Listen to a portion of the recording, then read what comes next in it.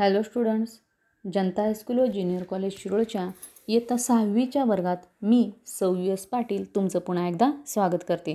विद्यार्थी मित्रांनो, आजचा आपला विषय असणार आहे मराठी. आज आपण एक नवीन कविता बघतोय. तर कवितेचं नाव आहे माझ्या आजान पंजान. कविता क्रमांक 11. ऐका, म्हणा, वाचा. तर या कवितेचे कवी आहेत शंकर अभिमान कसबे.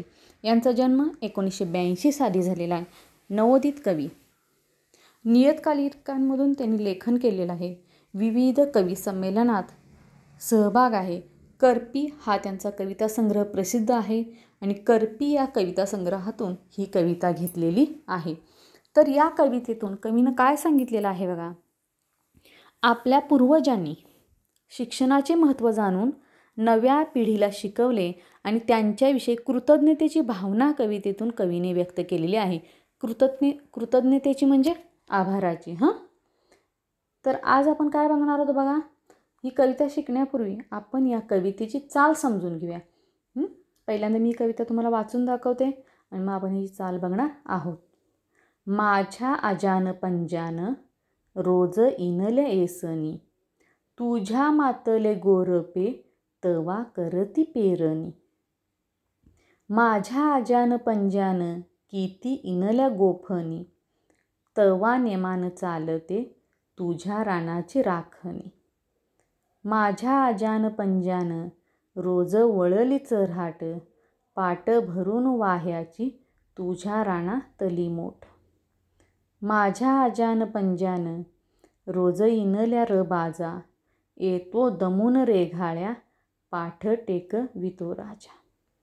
माझ्या आजान पंजान रोज वळल्यात कान्या, तुझ्या दुभत्या म्हशीला रोज बांधया दावण्या.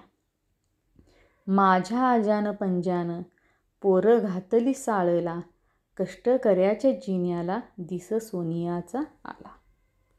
आता कवितेची चाल बघूया आपण. माझ्या आजान पंजान रोज इनल्या येसनी, तुझ्या मातेले गोरपे तवा करीती पेरणी. माझ्या आजान पंजान किती इनल्या गोफणी, तवा नेमान चालते तुझ्या रानाची राखणी. माझ्या आजान पंजान रोज वळली चऱ्हाट, पाट भरून वाह्याची तुझ्या रानातली मोठ. माझ्या आजान पंजान रोज इनल्या रबाजा, येतो दमून रेघाळ्या पाठ टेकवितो राजा.